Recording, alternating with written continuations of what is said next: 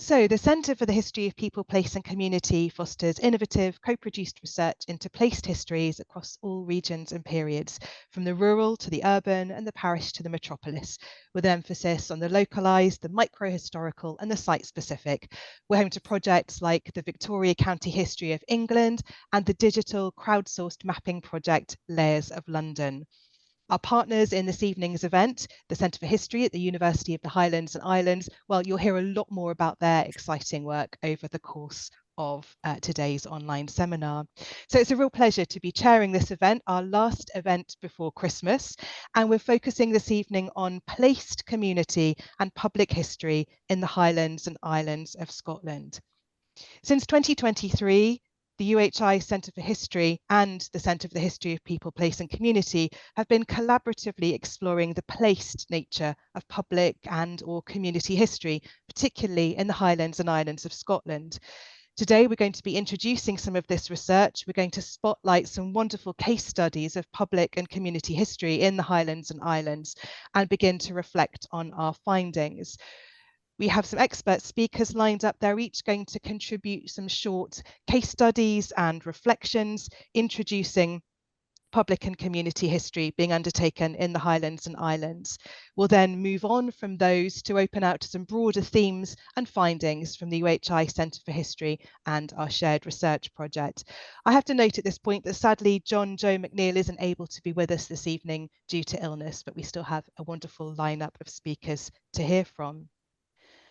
So without further ado from me, I'm going to hand over to our first speaker, Iain Robertson of the Centre for History, University of Highlands and Islands. And Iain, I think you're going to tell us a little bit about, well, it gives an introduction to the project and to what we're going to be doing in this evening's seminar. Yes, I am indeed. Thank you very much, Catherine, and thank you for that generous introduction. I hope we live up to it.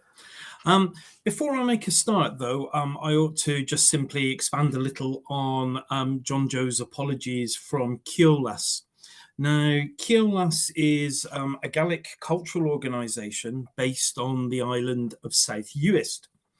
And Ceòlas have just entered into a partnership with the Centre for History to offer a joint supervision of a PhD based in and about the island's vernacular architectural style, the Tai Tui.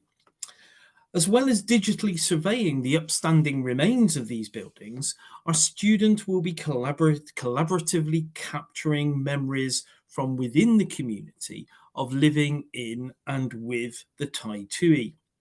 This then, I would argue, is truly a community partnership, with a key outcome for all of us being the creation of a digital archive to be looked after by Ceòlas as a community asset.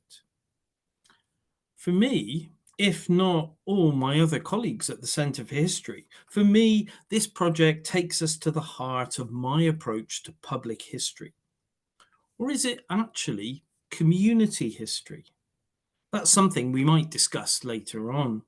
For me, this project takes us to the heart of my approach to researching and presenting the past collaboratively. So it's a great shame, then, I'd suggest, that John Joe is not with us today to discuss these issues, but, we can try. But at the Centre for History, our collaborations with our public are not just about PhDs, as exciting as these are. Amongst many other things, we blog about the Highlands and Islands past. We write collaboratively. We help people gain archival skills, and we create heritage interpretation panels. That's not all, however.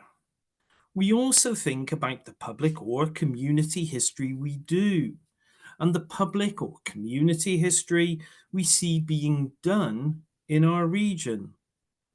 And we ask questions about the nature of that history.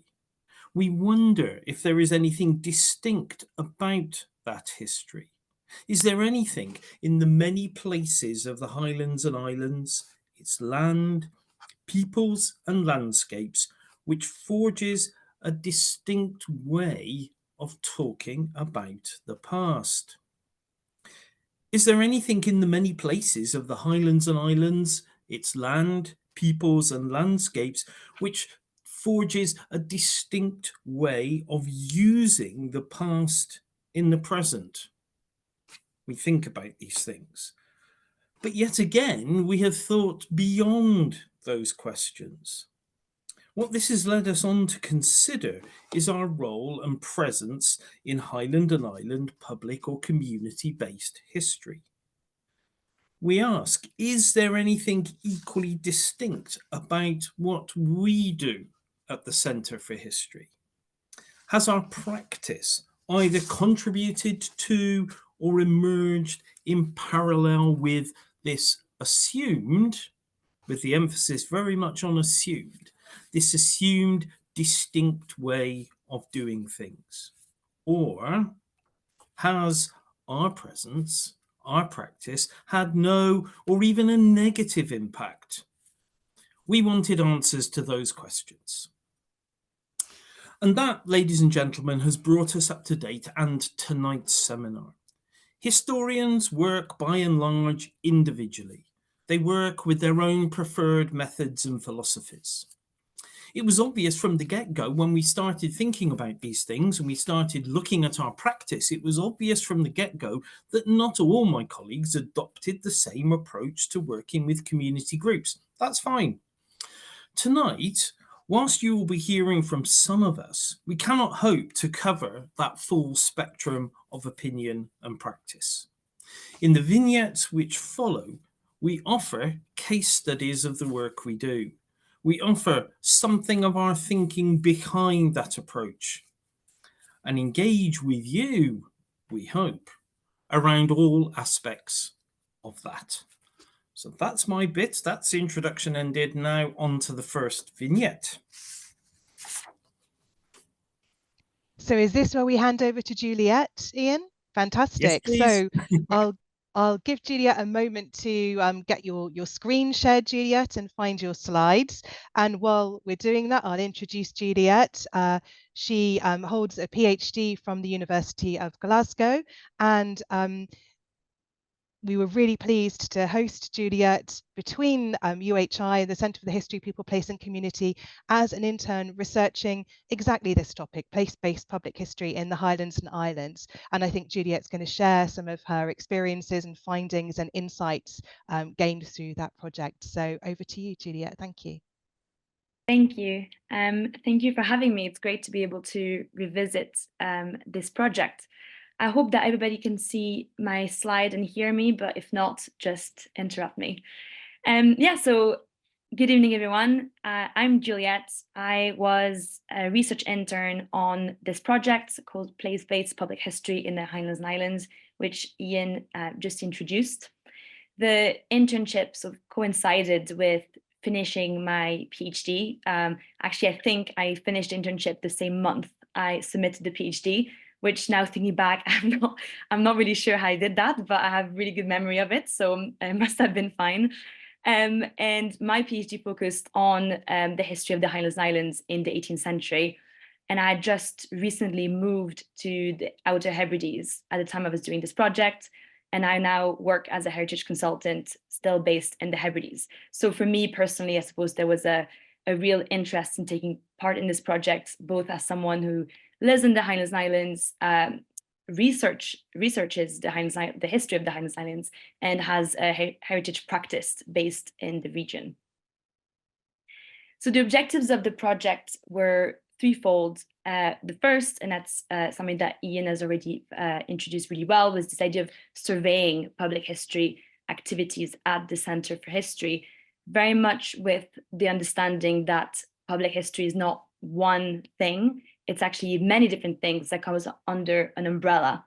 And so the idea was, okay, what is it that the Centre does? Is there ways that we could define as practices or not? The second one was to showcase examples of good practice and successful knowledge exchange. So we all have a broad idea of what public history is. It's a way of sharing historical research and knowledge with members of the public. But what does it look like? What does good public history look like? Or is that perhaps not a good way of thinking about it at all?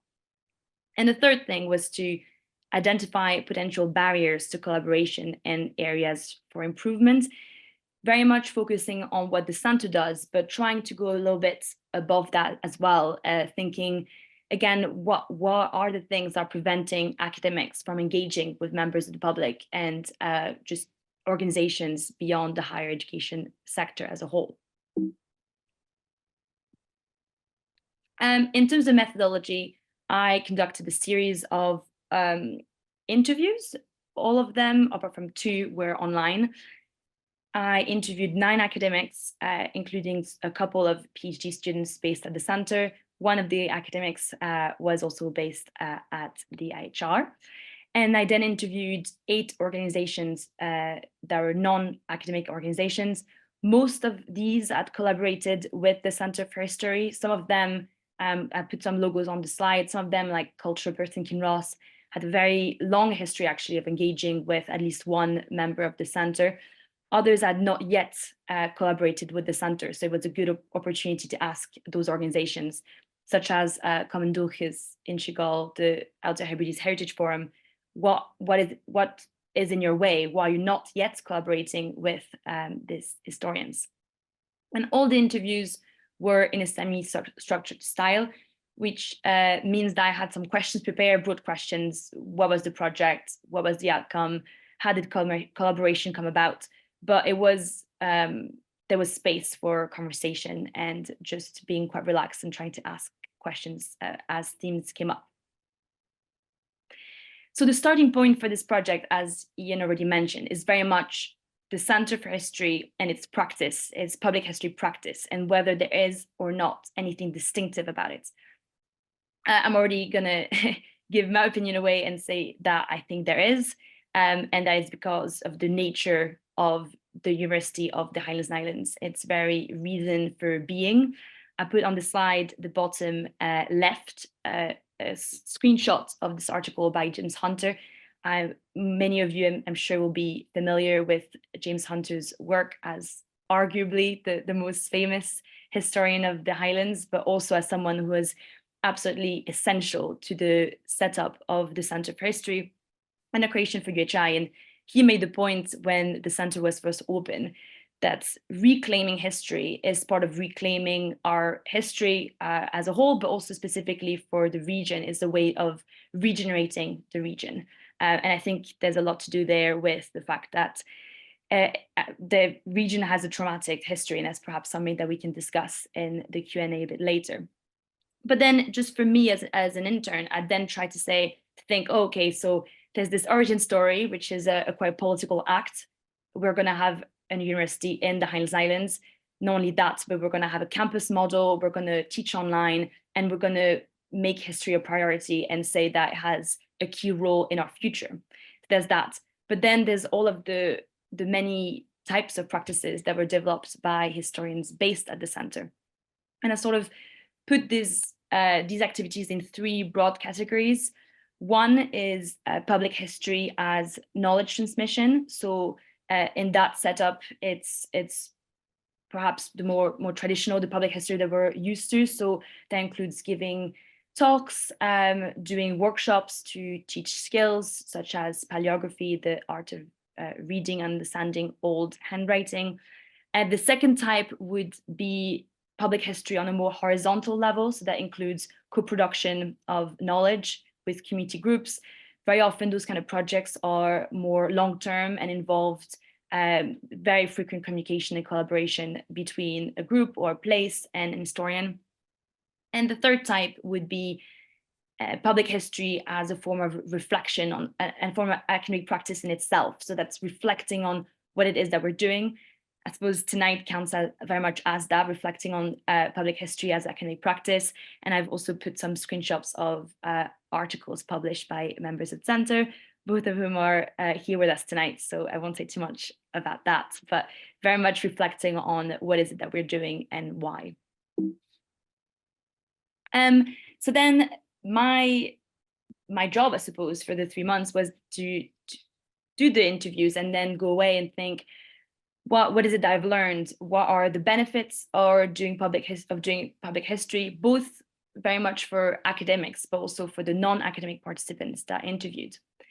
So for the academic participants, what came out really strongly was a sense of professional satisfaction. So almost everyone said that it was one of the best, if not the best, part of their jobs. There was this idea that it was fun, that it was hugely contributing to just general happiness, and be able to say that they felt quite, that they had an impact, which I'll go back to.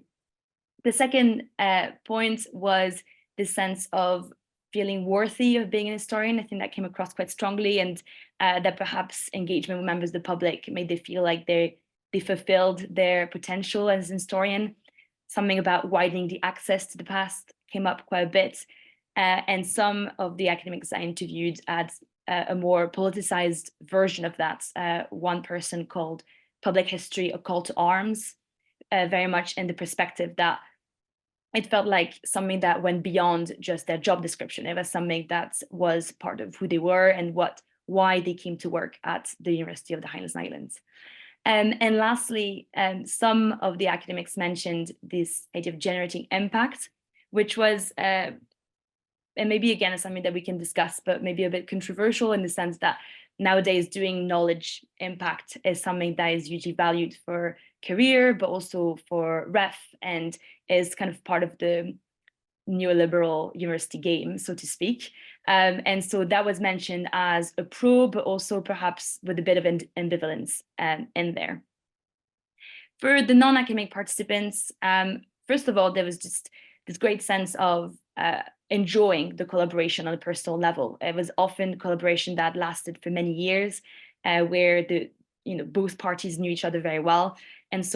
And on top of that personal relationship, there was this sense of getting expert knowledge that would give them a stamp of approval on whatever the project was. So for a museum, a new exhibition, or whatever it was.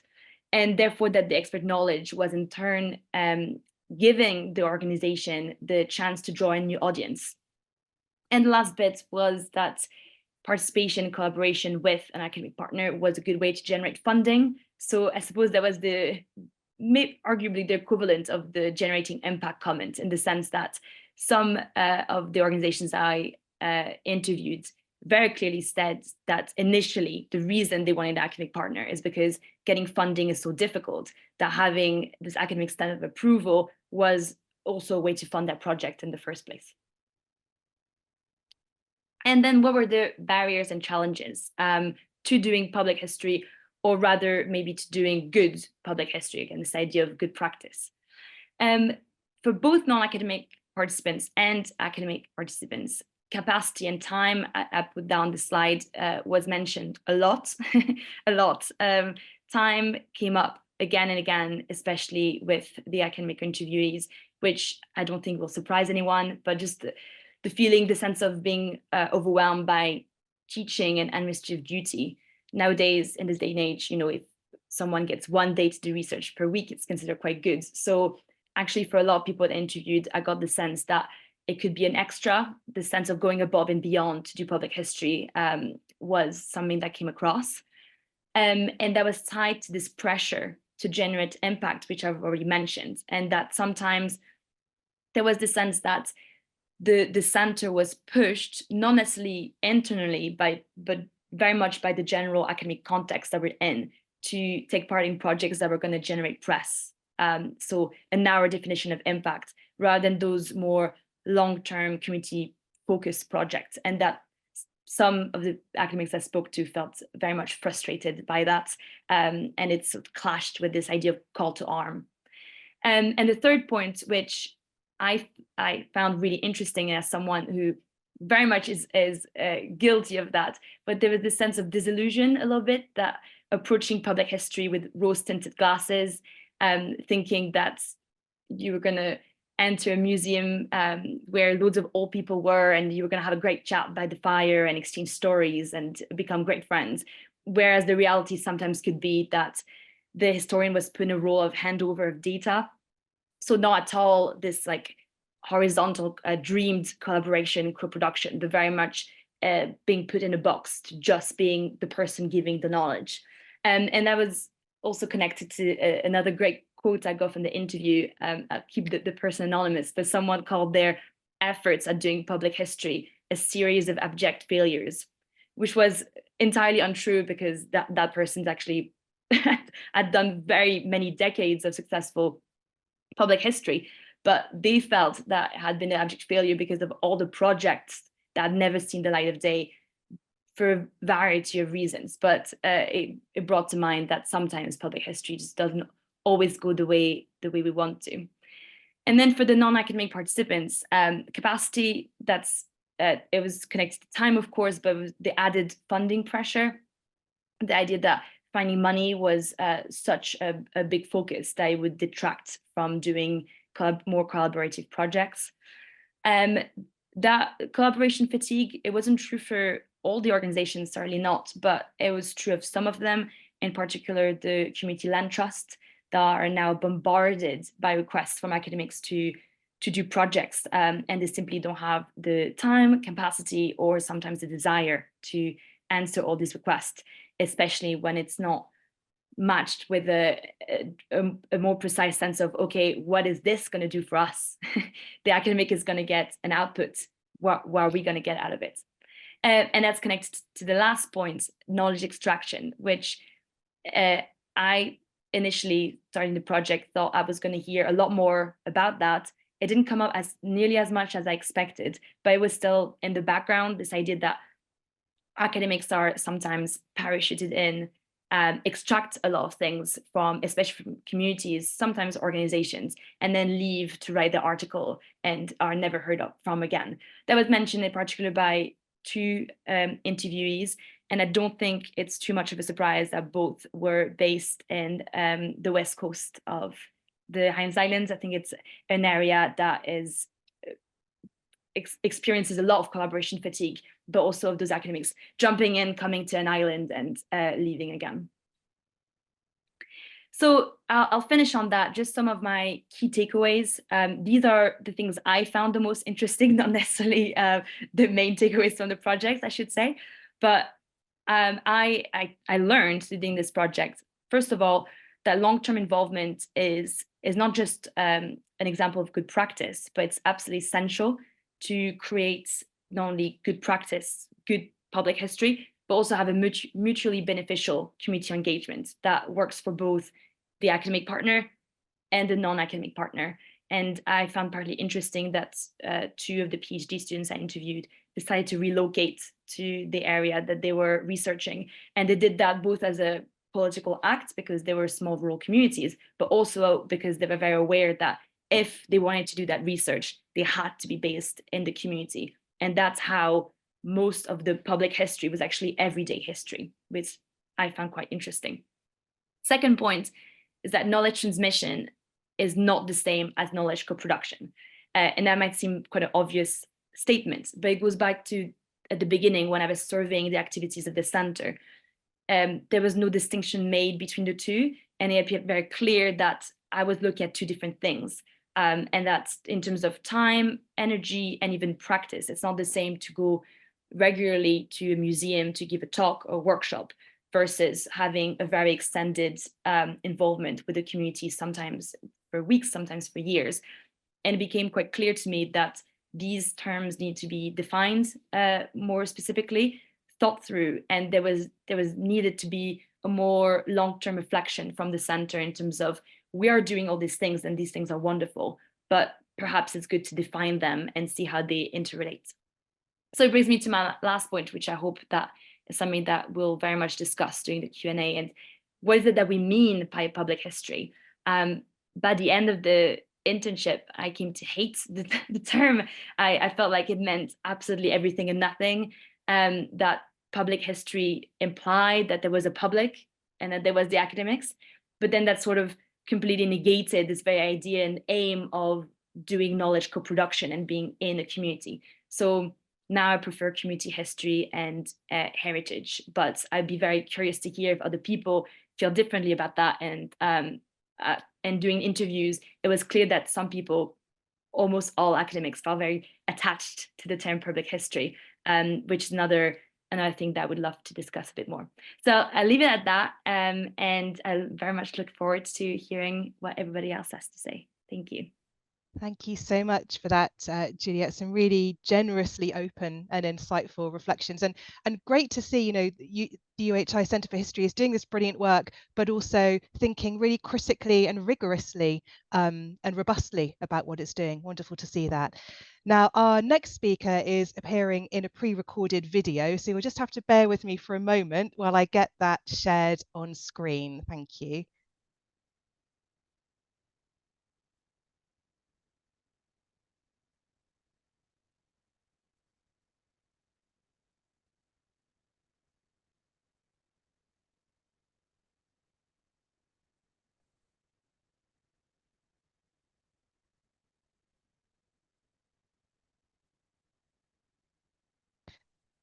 Can I check that you can see the video on my screen? Can someone speak? I can't see you. Could someone just say yes if you can?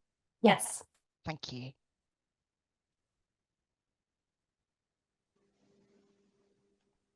The Centre for History has long-term relationships with 3 community heritage organisations: History Links Museum in Dornoch, Timespan Art Centre in Helmsdale, and Strathnaver Museum in Betty Hill.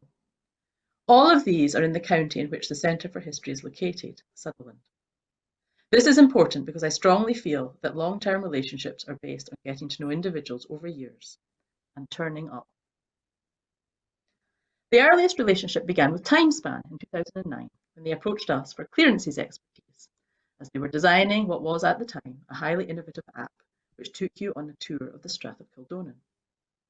This was a paid piece of consultancy to which I contributed, but the real value of it, in my opinion, was in establishing real-life connections with staff and volunteers at Timespan.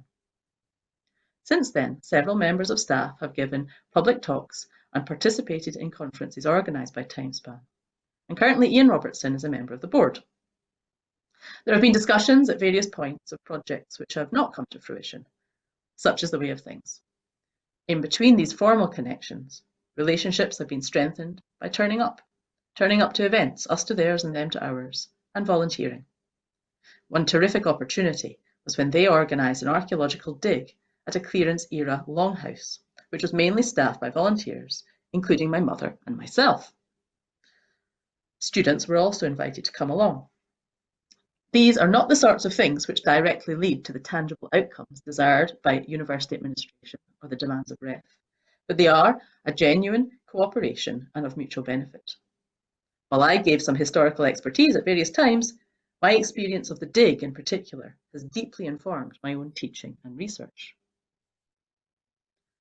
Our relationship with Strathnaver Museum began when the Centre for History organised a conference commemorating the 200th anniversary of the Strathnaver clearances. We chose to locate this event in Betty Hill Village Hall and attracted 100 delegates to rural northern Scotland in the shoulder season, with concomitant benefit to the local economy. The representation and participation of local organisations such as the Geopark and the museum were integral to the event. There was a missed opportunity, however, to get the local school involved, which, if I were doing it again, I would pursue. From the personal relationships established there flowed several loosely connected benefits. These were not all with the museum specifically, but with connected organisations. As in any community, but especially sparsely populated rural ones, the same people keep popping up. Again, this emphasises the importance of personal relationships. These opportunities included working on training up oral history volunteers, again in village halls across the county, volunteering to help the museum decide what paperwork to archive and what to bin, co-authoring a historical guidebook, connecting the museum with a member of staff who had expertise in Latin to do a paid translation project, and a paid opportunity to teach a weekend-long local history workshop. With History Links, we've had long associations with being on the board, with instituting and editing a local history blog for 10 years, when that was an innovative thing to do, and Jim MacPherson got money to do a project, joint with the Church of Scotland, exploring the slave-owning past behind a stained glass window in the cathedral, and this has led to a major funding bid. In these days of impact assessments for REF, it is very easy for university researchers or departments to be exploitative, whether deliberately or inadvertently, putting what they can gain before what they give, prioritising projects over communities. It's easy to focus only on large, high-status projects with big budgets. I feel that these often create a hierarchy by positioning the university as a centre of knowledge and the public or community as recipients of that. In my experience, both town and gown have different and complementary areas of expertise. I also feel that if we claim we want to engage with communities, then, rather than dreaming up big projects and then getting an organisation on board, we need to listen to what communities actually want. That involves knowing people, offering ourselves, and turning up. Very often it is small, cheap, low status. It is help with sorting out the paperwork. It is a public talk some evening. It's a blog post. These might lead to the big prestigious things, or they might stay the way that they are, not profitable, but needful, personal, genuine, and thus valuable. Thank you.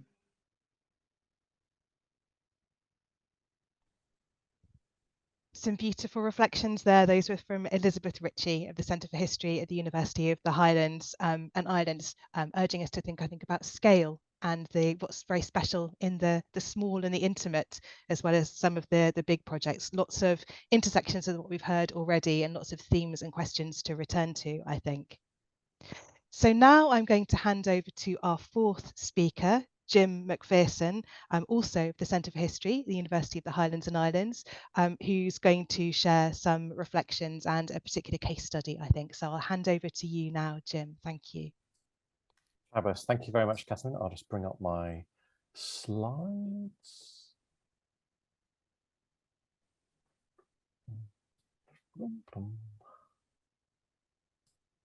There we go.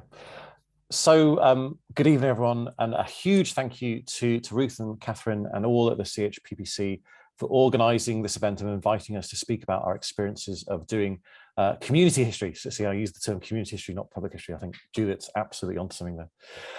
So I'm going to talk about some of my own experiences and use that as an opportunity to reflect on doing this kind of work in the Highlands and with and within our communities. The example I'm going to focus on is my work at the Clan MacPherson Museum down in Newton Moor on the fringes of the Cairngorms, where we attempted to apply certain decolonial principles as part of a broader process of reinterpreting their collections for a new permanent exhibition that we built back in 2021, I think it was. At the heart of this was our reinterpretation of one of the museum's prized objects. That's the image we have on the screen there. The fiddle supposedly smashed on the gallows by Jamie MacPherson in Banff in 1700, hanged for the crime of being an Egyptian, a gypsy, a community who there were, under terms of the 1609 Act against the Egyptians, if they didn't leave Scotland, they'd be punished by death. Before being hanged, Jamie sang the song, which is over generations being transmuted into the tune collected by Burns and then sung by many others since, as MacPherson's Lament or MacPherson's Rant, sure many of you know it. Farewell, ye dungeons dark and strong, the wretch's destiny, etc. So that the fiddle, it goes beyond the fiddle, it transcends the materiality of that object. It has this huge cultural significance, but one that had been appropriated by the Clan MacPherson and the museum, and whose importance to the Scottish Gypsy traveller community had been erased to a large degree. So in seeking to overcome that erasure, we worked with the Gypsy traveller community to re-centre that community's voice by using creative responses to Jamie's fiddle. So in my few minutes this evening, I'll briefly outline our decolonial work at the Clan MacPherson Museum, situate Jamie MacPherson's fiddle as both an object of historic and of ongoing colonial violence and coloniality, and conclude with some reflections on what made this collaboration work. For me, and in our context tonight of talking about place-based understandings of community history, there's plenty to ponder, not least the tensions of the notion of place for an unsettled community such as Scottish Gypsy travellers.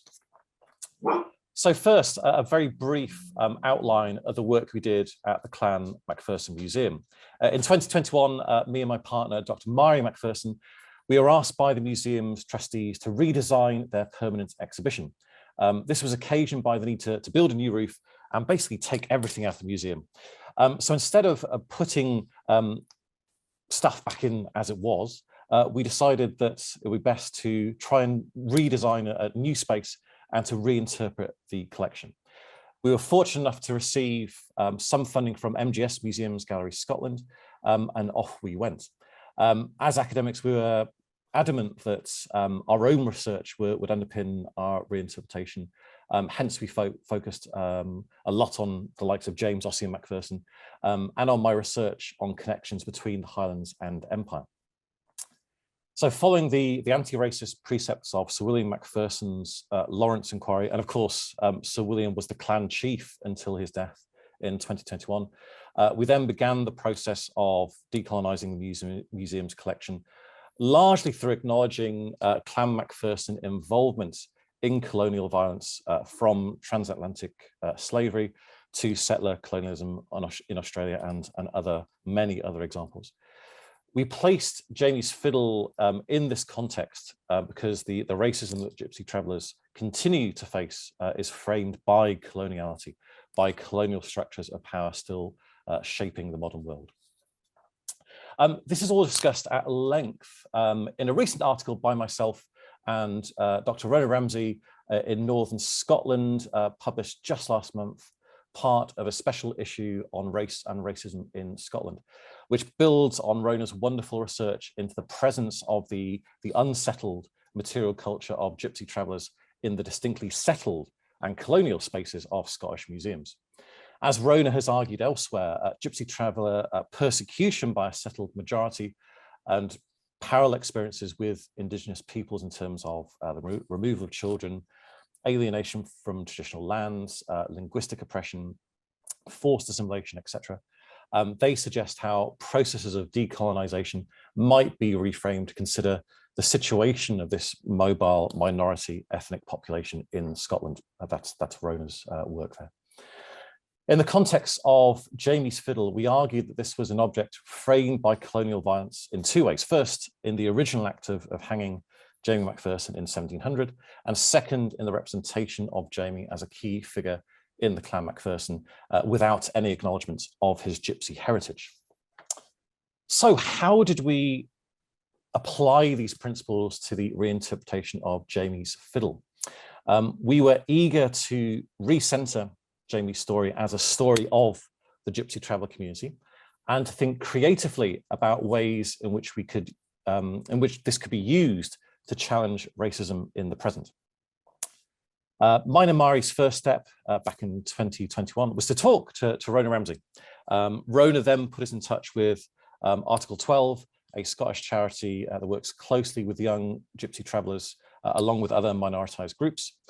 And we began chatting with Maggie McPhee, pictured here with Jamie's fiddle before we did the whole interpretation that she wrote, who is a Scottish traveller and writer.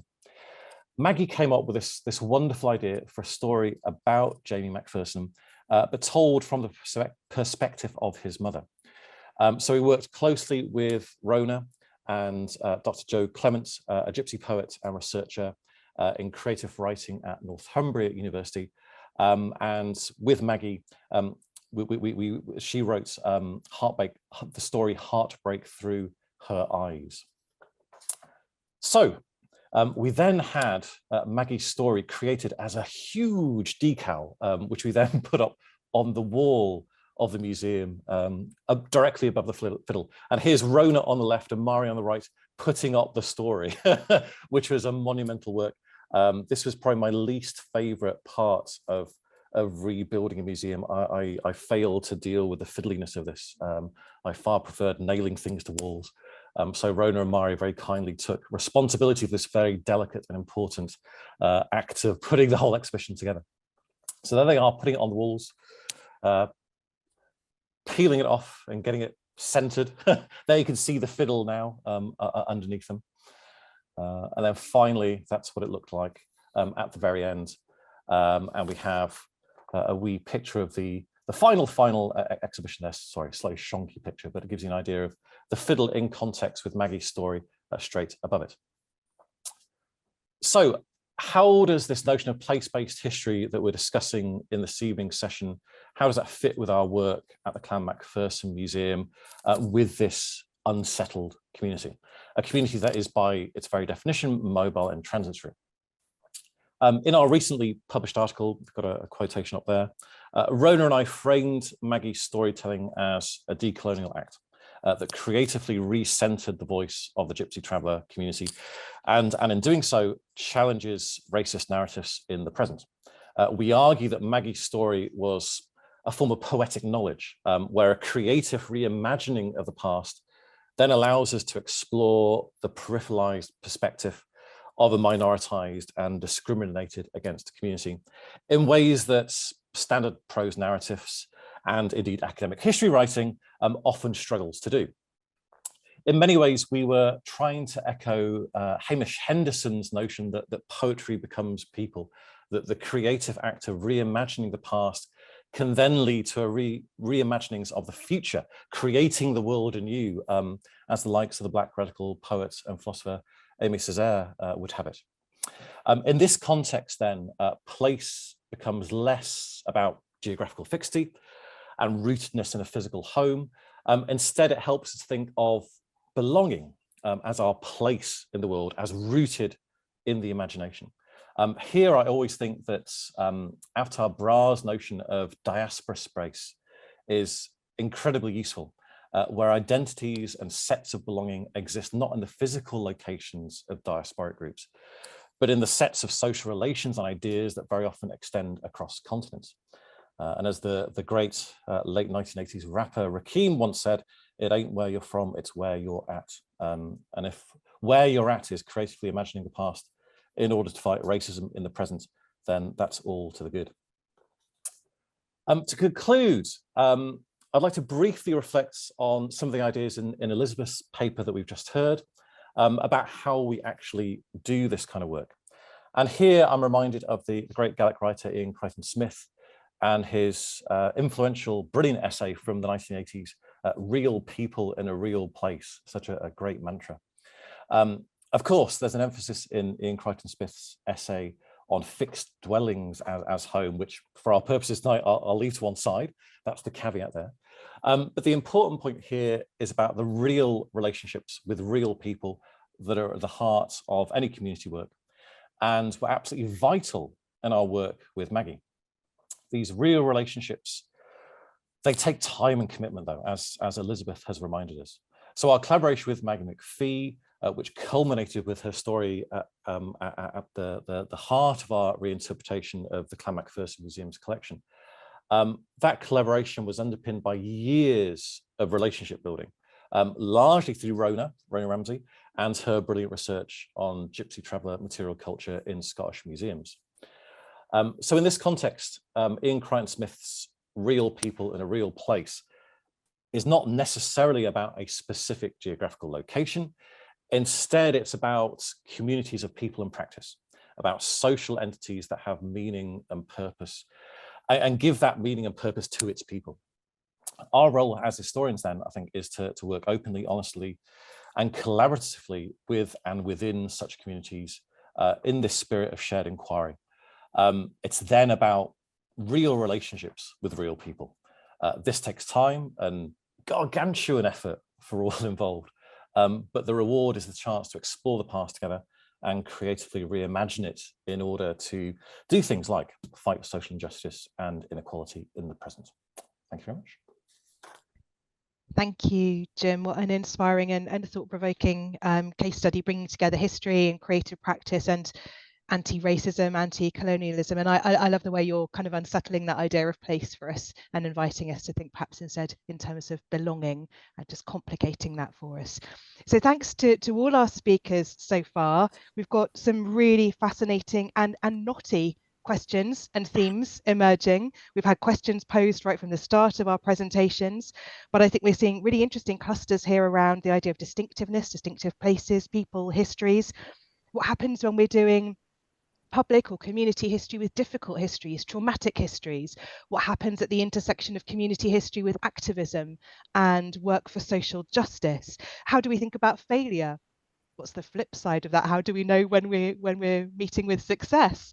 How do we work long term? We've had lots about relationships, building those over the longer term.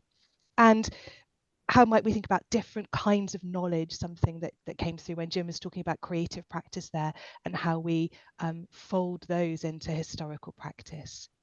So I'd like to remind you all that we're going to open in just a moment to questions. Great to see some of that already kicking off in the chat. Thank you so much for breaking the ice there, Mary.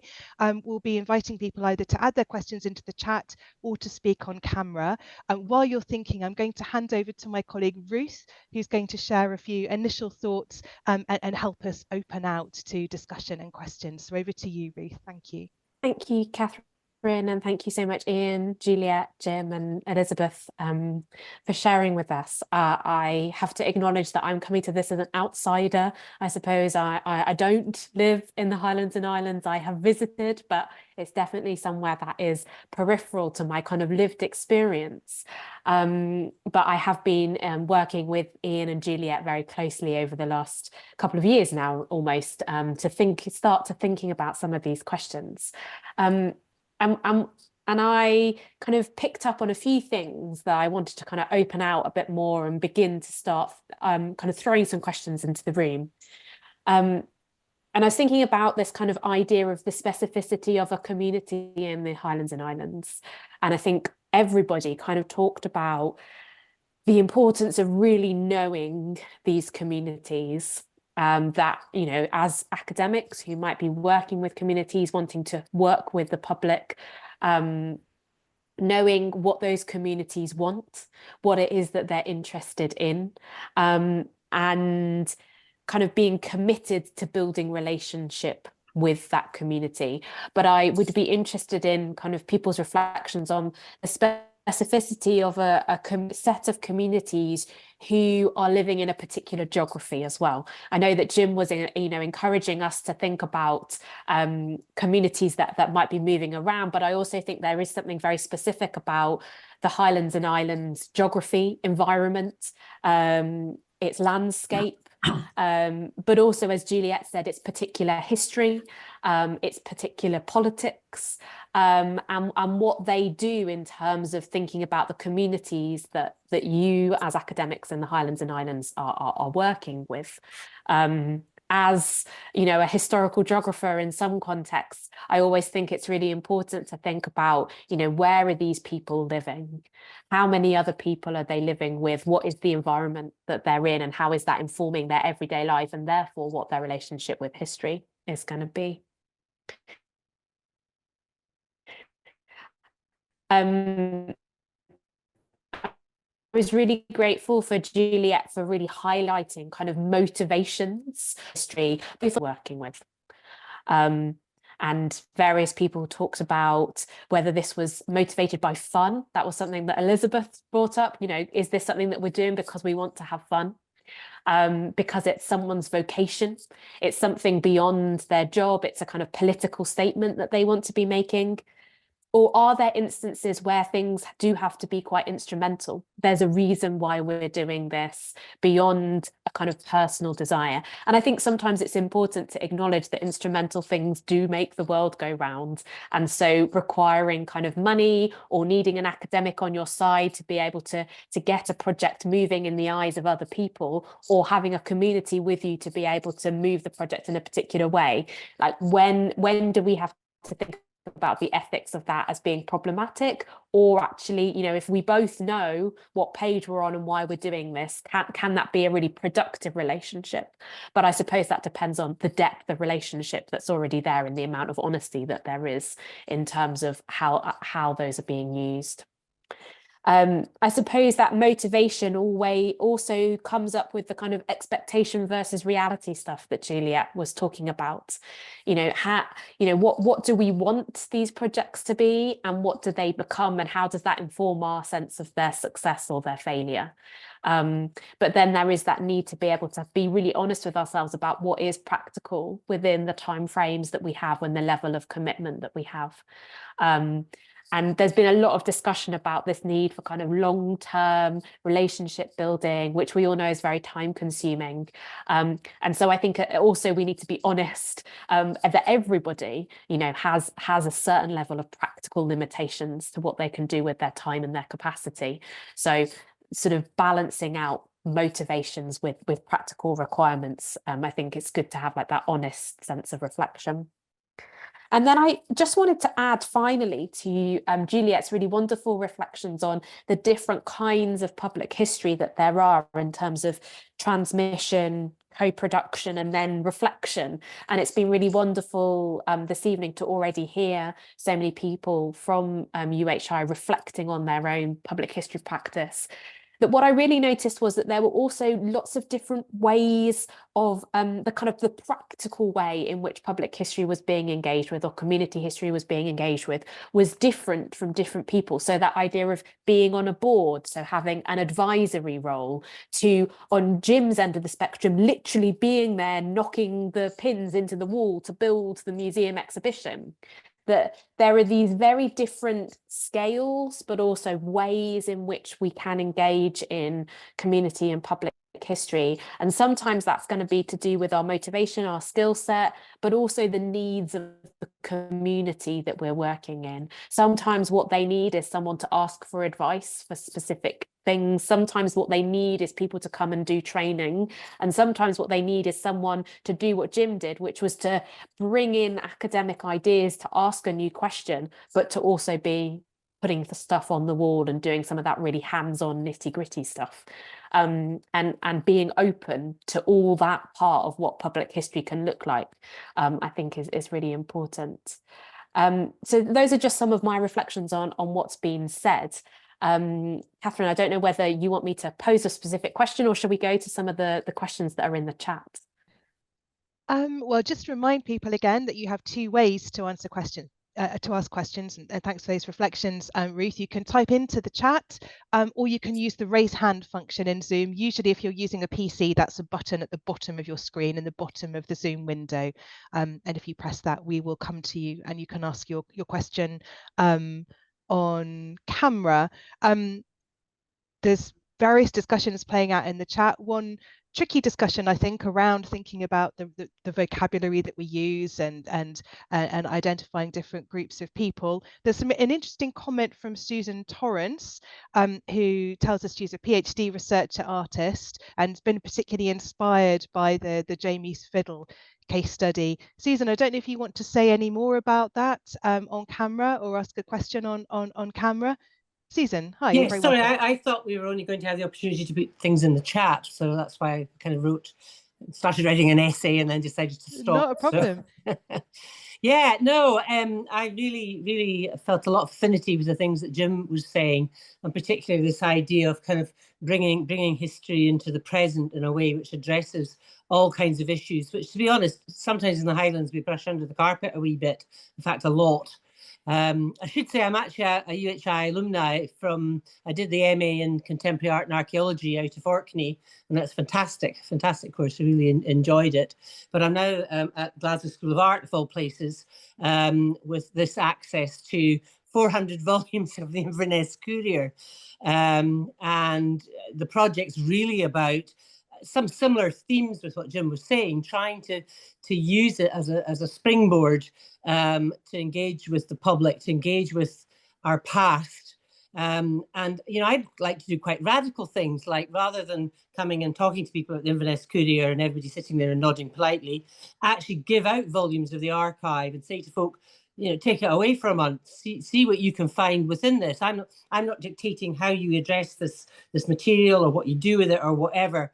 Just you know, you read it for a month, because whenever I go anywhere now, I actually take a volume with me, and as soon as I plonk it down, even people who aren't from the Highlands and Islands or whatever, they're desperately looking through and think, oh, look at that advert, isn't that interesting? And you know, all this stuff feeds back to you, but not through, you know, as I say, trying to, in a sense, pigeonhole it into some sort of academic framework whereby you're expecting certain answers, and people can't say things like, well, that was on at the cinema, that sounds really fun, you know. So Yeah, but I think it is really, really important. And I think, you know, in my previous life, before I became a sort of academic, I built affordable housing in the Highlands. And a lot of what I used to have to do was go and speak in public halls to people. And you had one half that were basically had moved to the Highlands because they wanted a quiet life and didn't really want loads more folk, and other folk whose children were just desperate for accommodation and they couldn't stay because they were just priced out of the market. So all of that taught me an awful lot about trying to get to the real feeling within communities and really understand what communities once were, and indeed what a community actually was, because sometimes the folk who spoke the loudest were actually the ones who, you know, you didn't really want to listen to sometimes. So, which is not a thing you're supposed to say, because, you know, everybody's got a voice, but never mind. But I'll end there. That was just a bit of a rant. But as I say, I would really like to maybe at some point pick up with Jim and the rest of the centre and see where that research might combine or work together, because it's something that would really interest me to do. So I'll be quiet. No, Susan, thank you so much for sharing that. Lovely to see those resonances with what you're doing. And what I'm loving about this conversation this evening actually is everyone's honesty and frankness about the challenges and the difficulties and the realities of doing community history and doing research and practice with different collaborators and partners. I don't know if anyone from our speakers wants to kind of comment on or respond to anything that Susan's raised or highlighted there, anything that chimes with your work or brings you back to some of the questions that you've been posing for us this evening. Or if there's anything that Ruth has shared that you want to respond to. Jim, it looks as though you're poised to speak. Thank you. Thank you very much, Catherine. Thank you, Susan. That was tremendous. My goodness, I think, yeah, we need to have a chat, don't we? Absolutely. I love your idea of taking sources to groups and getting folks to engage with it. Indeed, getting them to take the sources away. That's brilliant. It reminds me a little bit of the Meet the Books series that me and Mari did way back when at Inverness Reference Library, part of High Life Highland. I think, did I see John West on the list of attendees here? He'll know all about this.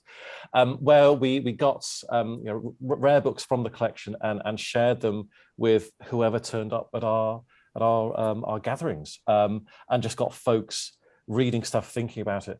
I love the idea of citizen researchers, something that Corinne Fowler's talked about brilliantly and has done brilliantly in her own work. And that's something that we were piloting to an extent in those Meet the Books sessions, and love to do more, especially with a collection like that at Inverness Library. It's one of the greatest public reference collections that we have, and we need to do more. Although, of course, that there's a PhD student currently working on elements of it, who I think is also here. So that's great, and took on the Meet the Books and is continuing to take on the Meet the Books sessions. So thank you, Susan. That reminded me of that and how important that engagement with the public is in that way. So thank you very much. This is just a quick 2-second addition. The archive's actually in my house, and it's the 3rd division. There's like there's other versions obviously in the library and whatever. So that's why I just feel this idea of liberating it and giving it out is a really nice thing to think about, because otherwise it was going to end up in a skip during COVID. But that's another story, so I won't go there. Thank you so much. Lovely to hear some of these kind of synergies and parallels between different projects. And actually, Jim, hearing a little bit about your Meet the Books project and people in the room who've been involved in that in various ways, that brings us back, I think, to those questions around long-term practices and working, and actually in that case ways that sometimes initiatives that we're involved in can have afterlives that we might not expect and can just sort of continue. But we were also thinking about some of the trickier aspects, weren't we, of sustaining long-term relationships. That's something that Ruth has commented on. I think all of you actually pointed to in ways in your presentations. I wondered if we could just come back to that briefly at this point then, whether any of you have any reflections on what makes sustaining long-term collaborations and relationships so tricky, what can be the risks and challenges there, and what you might have found, or perhaps, you know, Juliette, in your interviews, what you've learned from a range of experiences can be helpful in sustaining those long-term relationships. I don't think that's a terribly well-crafted question, but that challenge of the long-term relationship and long-term activity. Is there anything more to say around that right now? Iain, thank you. Yeah, thank you, Catherine. Yeah, there's lots to be said around it, really. I suppose we're all going to think from our own experiences, really, and for me, the most successful of my long-term relationships, and the ones that have been the most productive, almost began by accident, by happenstance. We happened to meet. We happened to go to a place, and Ruth's absolutely right. In the Highlands and Islands, especially, it is so much about place and where you are and the history of where you are and where you're from. And you go to a place and you meet somebody, and there's a connection is made. And then, of course, both sides, there has to be a willingness to maintain that connection. We've talked quite a lot tonight about, we used the phrase quite a lot tonight, time consuming. And we tend to think, certainly in academic context, we tend to think of time consuming as a negative. This is taking too much of my time. Why is this taking too much of your time, Iain? Why is your time not being funded, Iain? So we think of it as a negative, when actually time consuming is good, because it builds those relationships, it builds those contacts, it builds that trust, which, everybody who has spoken from the Centre for History tonight is absolutely right, is essential to long-term collaboration. And so for me, I suppose, part of the challenge is from my own lords and masters, and part of the barriers are from my own lords and masters, and asking me those awkward questions, when I should be replying, well, this is what a university is, and this is what a university should do. Give me the time. Yeah, I live in Cloud Cuckoo Land. Iain, once again, a very, very honest and frank response. I think one that lots of academics in the room will be recognising. Anyone want to add anything on that topic of the long term, Juliette? Yeah, it's interesting because I must say that having moved to a community and doing a long-term heritage project with a local land trust over the past 2 years, which I hope they would say was an example of successful collaboration, but working on this monument that has now been unveiled, reflecting on the history of land raids in the area. I will say that I've become a bit radical, and that to answer your question in terms of how do we overcome these challenges, I've reached a conclusion, as I've said during the presentation, that you have to live in a place. And by that, I don't mean live there permanently, and I don't mean be necessarily in that community, but be in the place for a period of time. You have to acknowledge your position as an outsider, or as here everyone uses the word incomers, because there's a lot of us and I'm one of them. And I think the process of successful collaboration only really started when I had spent some time with the community, in the community, first of all. Second, acknowledged my position as an incomer that has no Gaelic, and so would never be able to reach a certain level of understanding.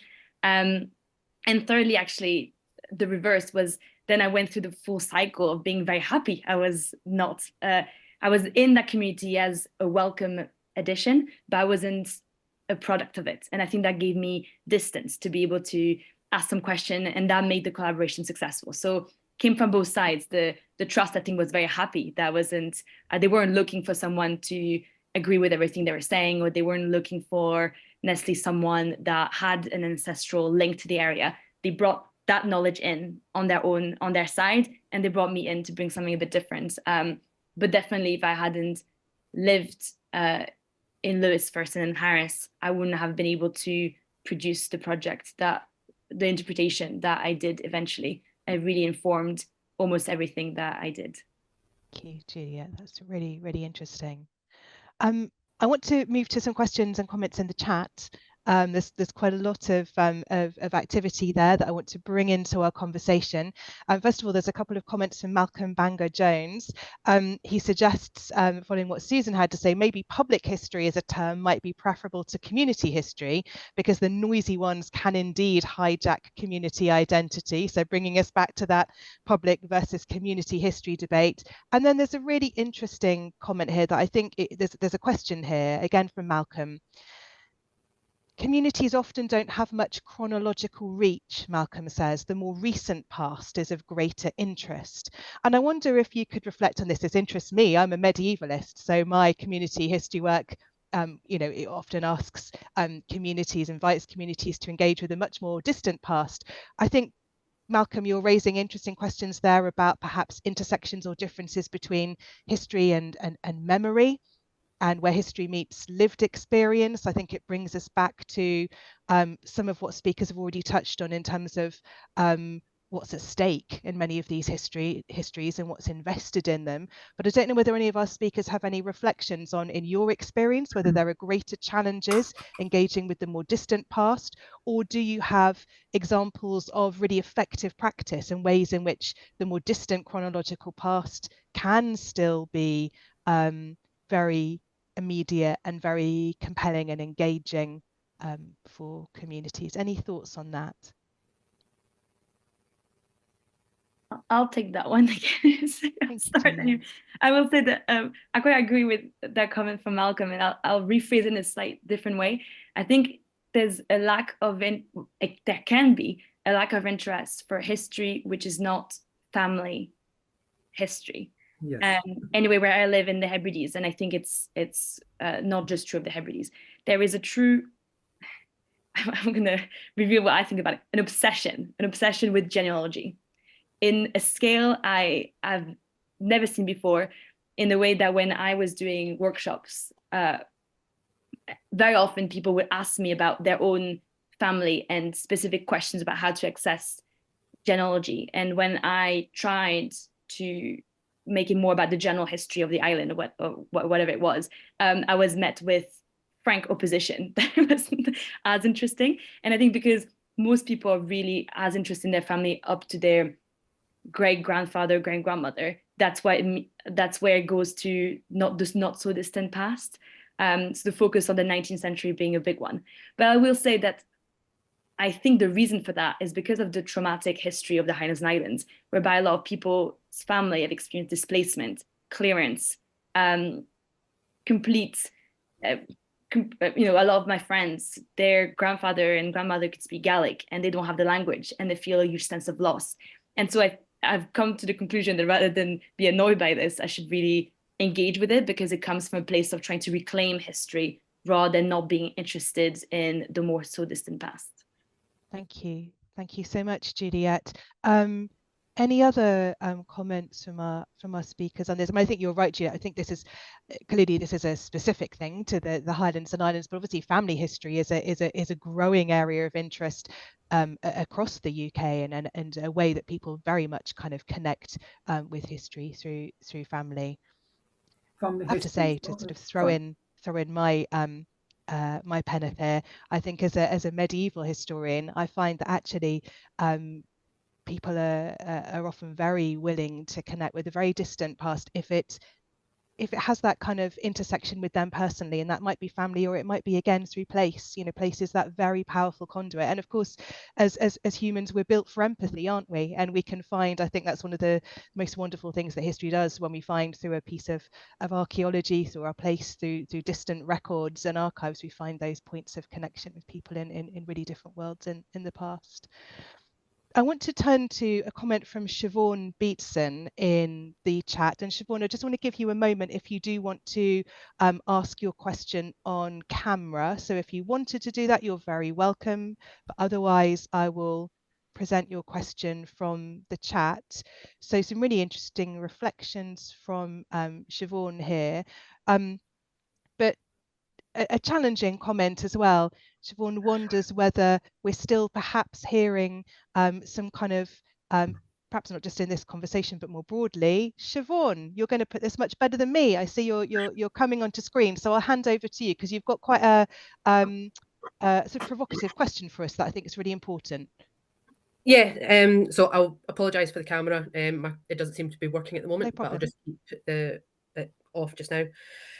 Yeah, I think it's probably something that we need to be a little bit more aware of. And I come from a slightly straddling point of view here. I actually originally was coming to this seminar with a UHI hat on. I'm a PhD student, but as the more it was going on, realised actually this is much more relevant to my day job as the curator of Ullapool Museum, and been able to sit on both sides of this fence and see how the two sides really struggle to relate to each other, is probably a lot of how this kind of discussion's going. And even slightly uncomfortably as we're sitting here, there does seem to be a lack of other museums that are being included within the chat and within them. And I know it's an after work sort of thing, but I think we do end up slightly with still that hierarchical point of view, looking at community heritage, and we can talk about them kind of passively. And I think what Juliette has been saying is so much of my experience is presence within the community is a lot more useful to get these sort of community heritage histories out of the community, because if you're not there, my experience with Highland communities especially, they can be incredibly insular when they want to be, and incredibly open when they want to be as well, but you need to earn that trust and to be able to crack it. And if you're not there in the presence, then they're likely not to allow you into it, because it's sacred to them. There's a very emotional connection that they have, especially as Juliette had pointed out, that emotion is really tied to how they engage with their own family histories, or through displacement or their relationship with Gaelic. Then if they don't trust you, they think they won't let you in with that experience.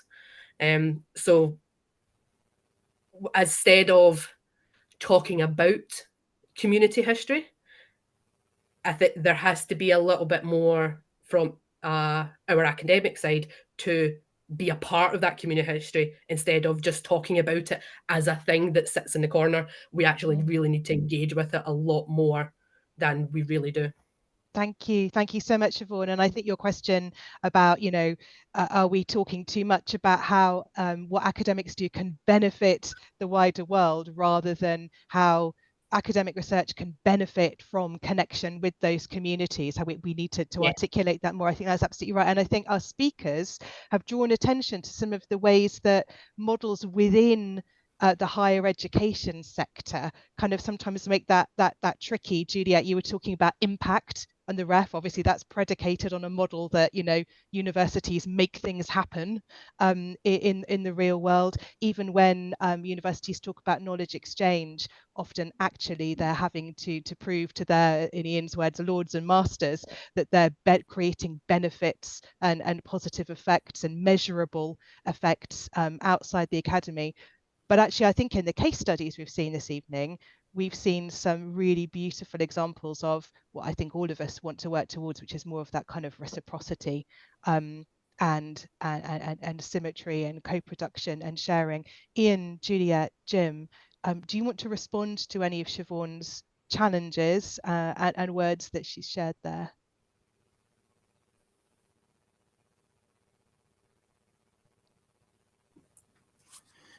If I may start off our response, Catherine, I'm struggling to kind of put my thoughts into words, really. I suppose if this were a longer seminar or a longer workshop conversation, I'd ask Siobhan to kind of give us some examples of how she would see things working better. I think it's fair to say that certainly in the conversations we've had within the Centre for History, as you say, Catherine, we try hard to work with, alongside in long-term relationships with our community groups, and we do try and reflect as much as possible on the impact of what we're doing, and beyond that, I think it's probably fair to bring Juliette in here, if I may. Juliette, we did draw on, in your internship, chatting with a few museum groups. They're not here tonight, unfortunately, but I would think that you got some reflection from them. Would you say that's fair? Yeah, we spoke to, top of my head, 2 or 3, but then we also spoke to the Outer Hebrides Heritage Forum, Kamandulhi in Shigal, and they represent quite a few museums. I think my impression is that from what I got from the interviews, all of the relationships with the museums were hugely successful, and I don't say that to like for empty praise, is because it's true. However, I did get a sense from museums that had not collaborated for the centre, so not necessarily directed at the centre, exactly what Chauvin described, which is A, a sense of disconnect, and B, a sense of being, no, I don't know, I don't want to put words into anyone's mouth, but maybe belittled, or like the sense of the hierarchy of knowledge was still very strong. So it's definitely a reality and something that comes from first acknowledging it, I suppose, and then taking action, which I think the centre is doing. But it goes back to what Catherine was saying in terms of the bigger, larger structural issues that academics has to face, but also museums have to face. That's something that one of the interviewees said that really stayed with me. We had the very frank conversation that sometimes verged on the quite negative, actually, directed at academics and how they treat heritage practitioners and museums. And they said, well, yeah, okay, you have all this capacity problem and the time problem. We have them too, arguably worse. We're struggling with finding funding, struggling with all these things, and yet we're still doing your job like you're doing your job. So I suppose perhaps it's going to sound maybe a way of getting out of it, but it starts with having that conversation, which can be slightly uncomfortable, and then trying to act on it, and both sides expressing their limitations, but also their needs, and be able to articulate those. That's where I've landed with it. But thank you, Julia. And in the chat, Fiona is responding to Siobhan's point by saying she's got some similar experiences, both as a student with UHI and chair of her local heritage group, and she says she sees from the community side sometimes groups lacking confidence to contact academics, seeing their projects as too small and unimportant, which is why I think, Fiona, it's been so beautiful to have our attention brought to the texture of really small but deep and valuable projects in Elizabeth Ritchie's presentation this evening. There's a question that I want to come to in the chat from Maureen. Maureen, sure, I think it looks as though you're happy to ask your question on camera. Yes, I am. I'll try and keep it a brief question, because it's quite sort of specific, doesn't really relate to the sort of wider role of all the museums. But I was struck, Jim, well, first off, with the image of the fiddle lying in the case. It looks like a skeleton in a coffin. And I think in the context of colonial violence, actually, I know of the fiddle, and I'm from that area, but actually, in that sort of context, it starts to have a much bigger power than all the other things around it. And I'm struck by the intersection of the violence within the whole kind of all of the sort of MacPherson story that you actually see in quite a lot of museums, where there are monuments to male military valor, and ultimately, the valor represents death, the death of somebody else's son, father, husband.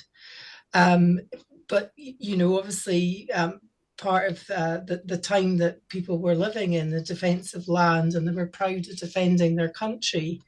My last, really kind of just musing, really. But my question is, considering the colonial violence aspect, excuse me, and Jamie MacPherson's fiddle, and trying to sort of decolonize all of this, was it deliberate or considered that the fiddle has been placed on the Black officer's table? The Black officer being, of course, so named, a local Ballacherone man. He was named Black officer because of his ruthless recruiting tactics, where you quite often get people drunk and enlist young men who weren't capable of actually giving consent into the army, ultimately potentially sending some of them to their death. It strikes, there's so many layers, and I wondered if it was a deliberate act to put the fiddle on the Black officer's table. Thank you, Maureen. Jim, do you want to respond? Fabulous. Thank you so much, Maureen. That's absolutely wonderful. Great to see you, and thank you very much for your comments there. I had totally forgotten that we'd put the fiddle on the Black officer's table, but that was partly a practical thing.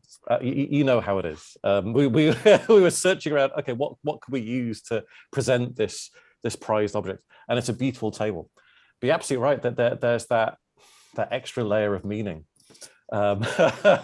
which, to be honest, I hadn't thought about until right now. That's amazing. Thank you very much. But that demonstrates the, oh my goodness, the embeddedness of this. The museum itself is a structure of coloniality, and that when we talk about decolonizing museums, we are so often at a fool's errand, aren't we? How can we decolonize something that is fundamentally colonial in its origins and continuing existence? But I love that. That's going to make me ponder an awful lot, especially the comment, the skeleton in the coffin. I think there's something really profound about that, because this is the alleged fragments of the fiddle. Chances are it's not the actual fiddle, but we'll keep quiet about that. But that is the mythical value. That is the story that is being told. But equally, bones are not the person. Bones are the earthly remains. Absolutely. So it's representative of that in really powerful ways. But again, that the fact of its collection and then its display in that case, that was done by MacPherson's in the late 19th century, and that then helped to seal the narrative of him as a Highland freebooter that erased his gypsy heritage. So yeah, but again, we had all kinds of debates about whether to preserve the coffin, the fiddle in the case. And again, for reasons of practicality, just ended up going with what was there. But absolutely, my goodness, it's a great reminder of how every decision, every part of the decision-making process is embedded in this much broader context.